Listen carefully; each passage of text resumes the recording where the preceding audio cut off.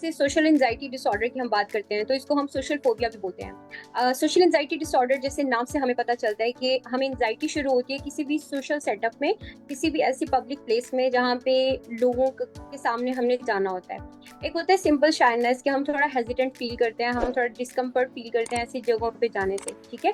But social anxiety disorder की जब हम बात करते हैं ना, तो उसमें हमें हमारे साथ एंजाइटी स्टार्ट हो जाती है। हम फियरफुल रहना शुरू हो जाते हैं उस सिचुएशन के बारे में। हम एंटिसिपेट करना शुरू कर देते हैं, लाइक क्या होगा, मैं नहीं कर पाऊंगी, मैं बात नहीं कर पाऊंगी, लोग क्या कहेंगे, इस तरह की एंटिसिपेशन शुरू हो जाती है। और जो हमें एंजाइटी शुरू होती है, उस एंजाइटी में क्या होता है, जो हमारी फिजिकल सिम्टम्स शुरू हो जाती हैं, लाइक पैल्पिटेशन, हार्ट बीट तेज हो जाएगी, स्वेटिंग स्टार्ट हो जाएगी। उससे होता क्या है कि हम इतना एंटिसिपेट करते हैं कि हम ट्राई करते हैं कि हम उन सिचुएशंस को हम अवॉइड करना शुरू कर दें। तो बेसिकली हमारी एक रिकरेंट एक ऐसी सिचुएशन बन जाती है जब हम विजुअलाइज करते हैं या सोचते हैं कि हमने किसी सोशल सेटअप में जाके हमने कुछ परफॉर्म करना है या हमने लोगों से मिलना है। तो सोशल एंजाइटी डिसऑर्डर की जब हम बात करें, हम सोशल फोबिया की बात करें, दोनों एक ही टर्म है। तो उसमें हम किसी भी ऐसी सोशल गैदरिंग्स को, पब्लिक प्लेसेस पे जाने से हम अवॉइड करना शुरू कर देते हैं। हम लोगों से बात करने से हम अवॉइड करना शुरू कर देते हैं। हम मुसलसल, और हमारा जो बिहेवियर होता है वो शो कर रहा होता है कि हम इस वक्त कम्प्लीटली एंशियस है।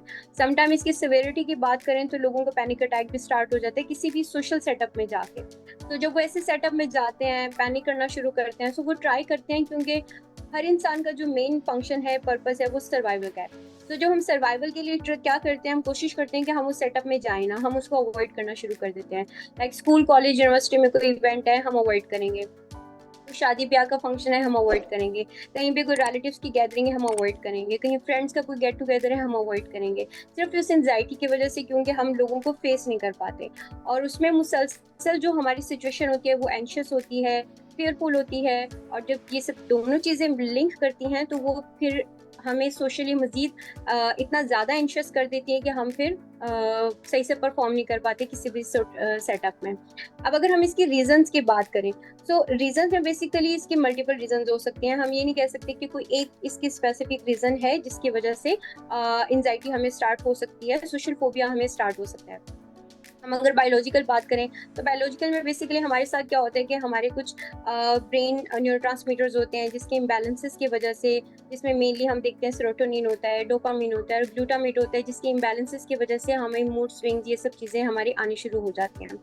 अब अगर हम साइकोलॉजिकल बात करें, साइकोलॉजिकल रीजन उसकी ये हो सकती है, लाइक चाइल्डहुड में बच्चे ने बहुत ओवर प्रोडक्टिव पेरेंटिंग देख ली, बहुत ओवर कंट्रोलिंग पेरेंटिंग देखी।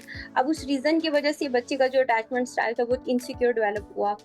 इसके अलावा हम देखते हैं कि अक्सर चाइल्डहुड में कुछ ट्रॉमाज ऐसे होते हैं, इमोशनल फिजिकल अब्यूज हो गया, या स्कूल में पीयर प्रेशर में कहीं पर भी बहुत बुली किया गया है।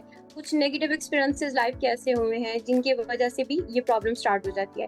इसके अलावा अगर हम बात करें, इन्वायरमेंट भी बहुत डीप रोल इसमें प्ले कर रहा होता है। तो डिफरेंट रीजन हो सकती हैं, उसमें बायोलॉजिकल भी है, उसमें साइकोलॉजिकल भी है और उसमें इन्वायरमेंटल भी है।